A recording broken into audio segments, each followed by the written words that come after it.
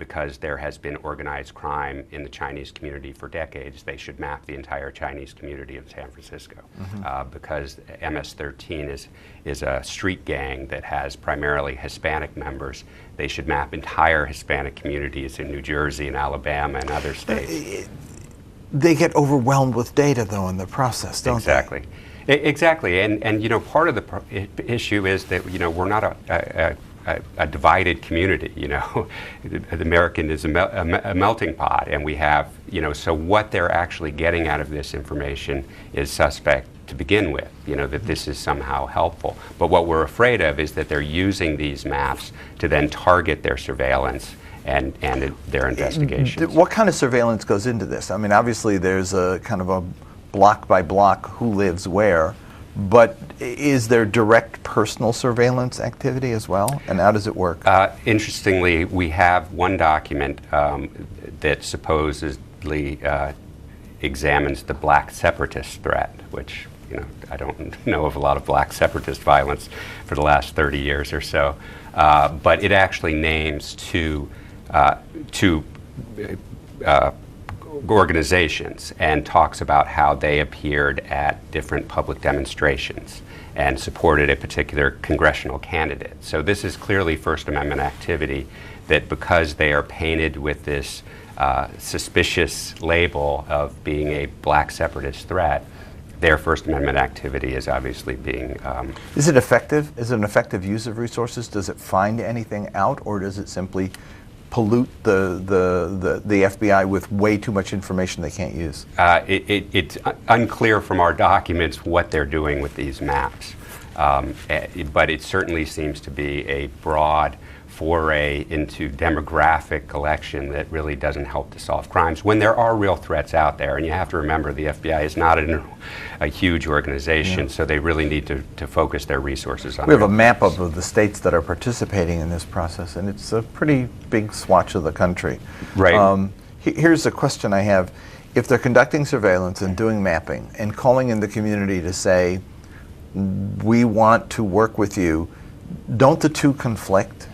Well, they conflict in a couple of ways, because one of the things we found, and we put out an alert on our website on this, is that they are exploiting those community outreach efforts for further intelligence gathering. So they're gathering information about what people say at these events and who participates, and even innocuous conversations that they have with the agents about their personal travel or what charities they give money to. So it's a really odious form of investigative activity where they're using this goodwill opportunity and actually exploiting it to collect against the group. So it breaks trust. Right. Let me go to Wisconsin and take a call. Caller, your question. Yeah, well, to me it's obvious, but I'd like to know who's behind these manuals and all this information. Like, I mean, is it connected to some Zionist group or AIPAC? Because it seems like the same people who influenced the gentleman in Norway who killed all those youth. Like, who's behind this? These people are just ridiculous. I get your point. There is this group, the folks like Robert Spencer and Daniel Pipes and Steve Emerson, et cetera, who've been doing these studies, if you will, the cottage industry we talked about. What connection do they have with all of this? Well, the Center for American Progress actually put together a pretty good report that tracks a lot of that, you know, where the money for these types of reports is coming from and who's involved. Our concern is that there are people in the government who are promoting this, and, you know, whether they have just been influenced by those, you know, private writers, or whether that's just their own personal bias that they're driving through these intelligence products. But the fact that there's no, you know, appropriate guidance within the FBI to prevent that from becoming something that is spread throughout the agent workforce is what's, you know, very troubling to us. One final question on this topic, and that is let me ask you this.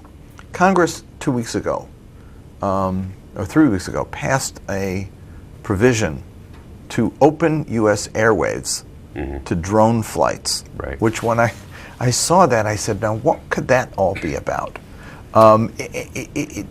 Is there a worry here about drone surveillance in America? Certainly there is. There have been repeated requests by state and local law enforcement agencies to use drones, and it's been FAA regulations that have slowed that down, which is what the provision of the bill is about. DHS has drones that it uses both on the borders, and the DHS considers the border to be 100 miles in from the border. So there is increasing use of drones. One of the things that we've also found in this FOIA is the FBI actually has a geospatial intelligence program. It's unclear from the documents we have what that entails, but in combination with this mapping program, it's certainly possible that they're using drones and or satellites. You're a sober guy, right, and a thoughtful guy, and not a conspiracy pusher. Right. But I read 1984, and this sounds scarier. The sort of the wall that the Constitution established between individual rights and the law's overreach seems to have been broken down. Right. And part of that is that technology over the last 30 years has exploded, giving the opportunity for surveillance both through these new optics that are available and new platforms, but also through our use of computer technology. Mm-hmm. Means surveillance is much easier for the government. But the privacy laws that we're relying on are still based on a 1970s version of the way we live our lives. So it's really a matter of the fact that the privacy laws haven't kept up with these technological opportunities for exploitation. Let me go to California for a last call in this segment. Caller, your question. Hi, Jim. How are you? Good. I'm wondering, why the FBI, because they already have a map for who lives where, whatever. Go contact with the Muslim community and they see who's the loyalty to the country or not. Because I'm one of the Muslims, live in America. I love America so much. So, I would like to know why the FBI, they don't really go through who love America or who doesn't. And then watch them. Thank you. Thank you. Why don't they just go to the community, talk to the community, and build ties with the community instead of doing this? Well, I think part of it is this flawed training. That you have too many agents who are trained to believe all Muslims are suspect, so it's hard to then create a rational framework around investigations, and it's the loosened guidelines that allow the FBI to investigate people without any factual predicate, without any evidence they've done something wrong. Thanks, Mike German, for joining us. Thanks for having me. And good luck with the work. Thank you. When we come back, we're going to take a look at the influence of super PACs on this presidential election. We'll do that with Mike Isikoff from NBC News. He'll be with us in a minute, so stay tuned.